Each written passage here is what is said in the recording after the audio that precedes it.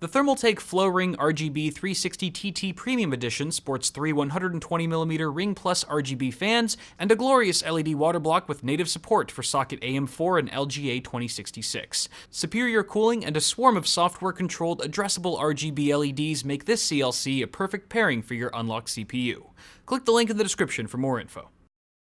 What's going on, guys? Welcome back to the channel. Hope you're all doing well. If you're watching this video at the time of upload, it means that two SKUs from Threadripper have just launched, the 1950X and 1920X, as part of the high-end desktop Ryzen family from the folks at AMD. We're going to be taking a close look at the flagship model, the 1950X, the 16-core, 32-thread part. More specifically, we're going to be pitting it against the competing $1,000 CPU, which is the Intel Core i7-7900X. Both of these CPUs are $1,000, so if you have a cool grand that you're just waiting to throw at a desktop processor here in 2017, those are your two options. So we're going to be doing a battle of the $1,000 CPUs today to sort of celebrate this kickoff launch. Diving right in, let's take a look at some of our specs side by side between each of these CPUs. Again, 16 cores and 32 threads with our 1950X, whereas our 7900X gives you significantly fewer cores and threads for the money. 10 cores and 20 threads, still no slouch. It's definitely the most cores and threads we've seen from Intel at $1,000. To date, but it still kind of pales in comparison to Threadripper. But we'll see if that actually makes a huge difference when it comes to workstation applications and gaming performance.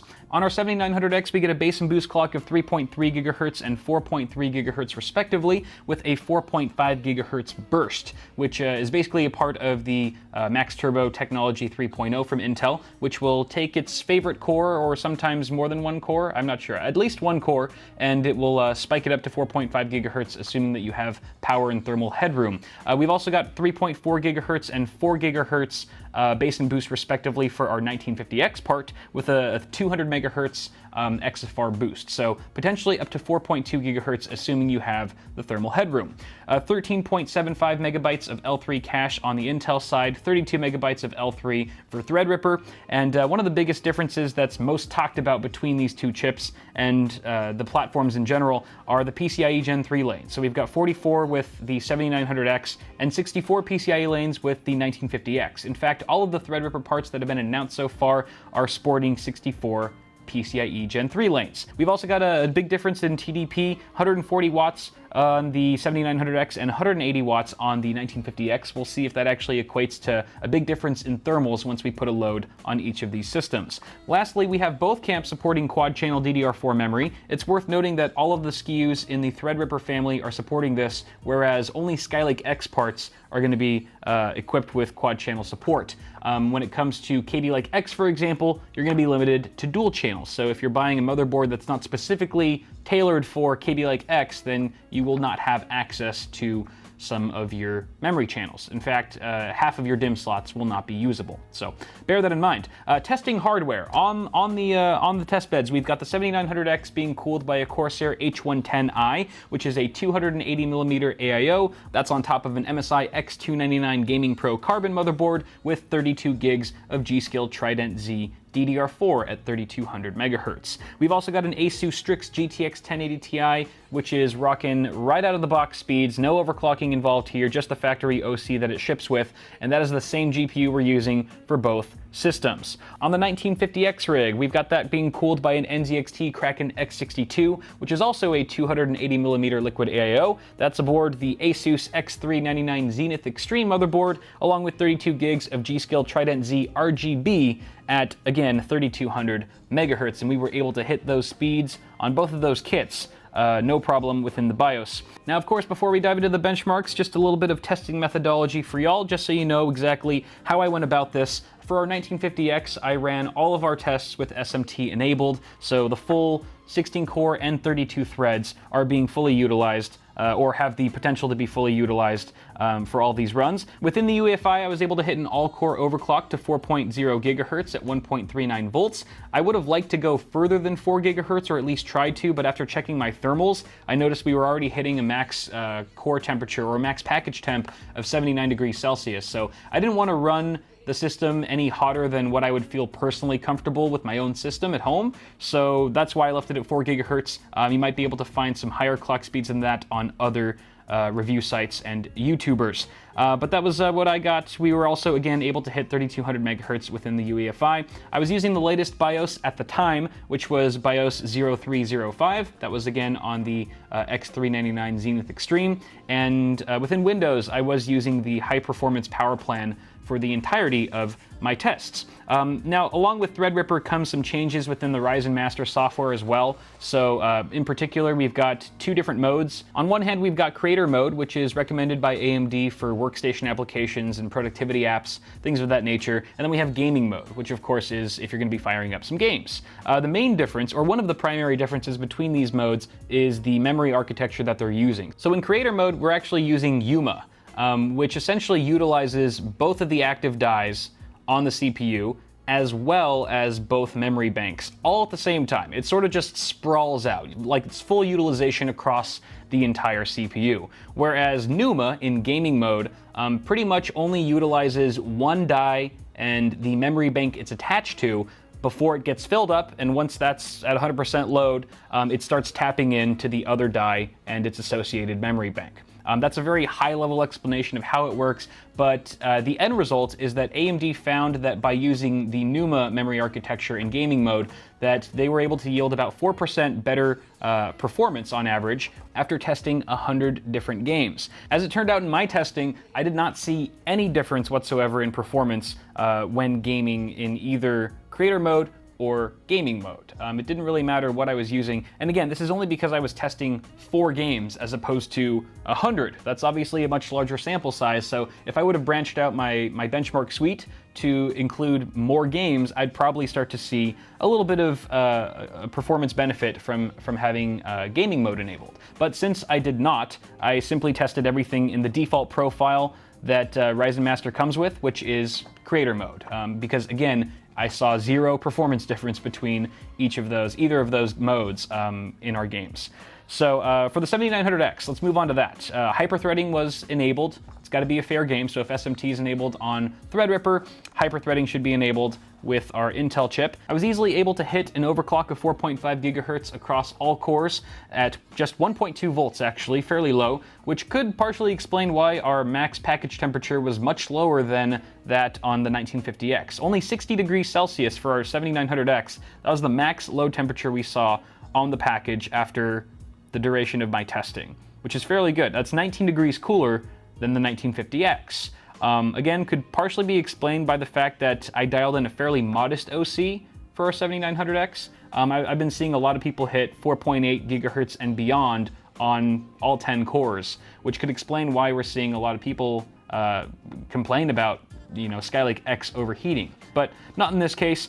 Memory, again, was set in the BIOS to the rated speed of 3200 megahertz with the XMP profile, and we were using the latest BIOS as well at the time of filming for our MSI X299 Gaming Pro Carbon motherboard. A final note before we dive into the benchmarks. I decided to run all 4 of our titles today at various resolutions. So we're going to be testing at 1080p, primarily to expose any sort of CPU weakness or bottleneck by taking pressure off of the GPU. And then also 1440p and 4K, because I figure most people who are buying a $1,000 CPU for gaming are probably going to be gaming at resolutions beyond 1080p unless they're trying to hop on that 144 hertz bandwagon. We'll talk a bit more about that later on after we see the results. So on that note, ladies and gentlemen, the moment you've all been waiting for, here are the benchmarks for our two $1,000 CPUs. Not $2,000 CPUs, but these two $1,000 CPUs. I'm sure that was obvious. Whatever.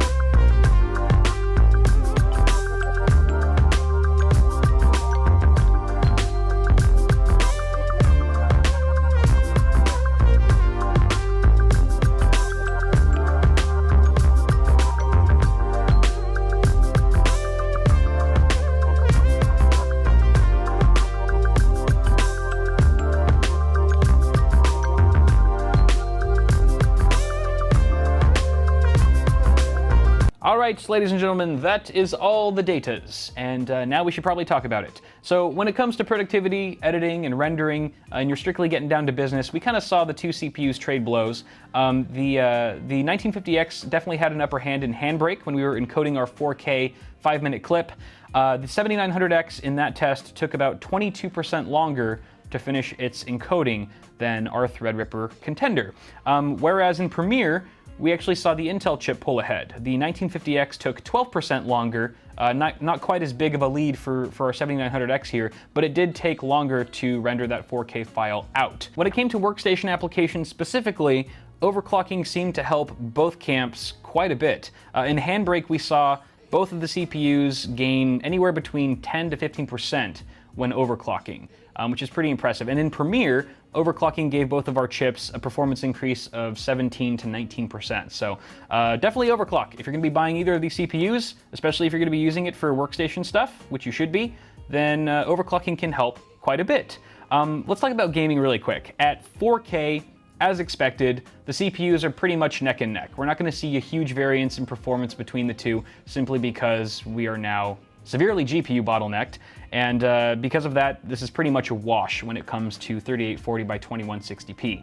At 1440p, however, we start to see the gap increase. The average FPS of our 7900X fared 26% better or higher than the 1950X, and that was across all 4 of our games that we tested overall, which is pretty significant, 26% higher average frame rates at 1440p. Interestingly enough, at 1080p, we saw the exact same result with the 7900X, again scoring 26% higher average frame rates over the 1950X as an overall score for our 4 titles tested. So what I would conclude here is that if you're spending $1,000 on a CPU primarily for gaming, and you're gaming below 4K, then you definitely want to go for the 7900X because it will just give you consistently higher performance overall. Especially if you are one of those 144 hertz gamers at 1080p and you have a 1080p display, then the 7900X is probably the best bet, is definitely the best bet, because you know, both CPUs provided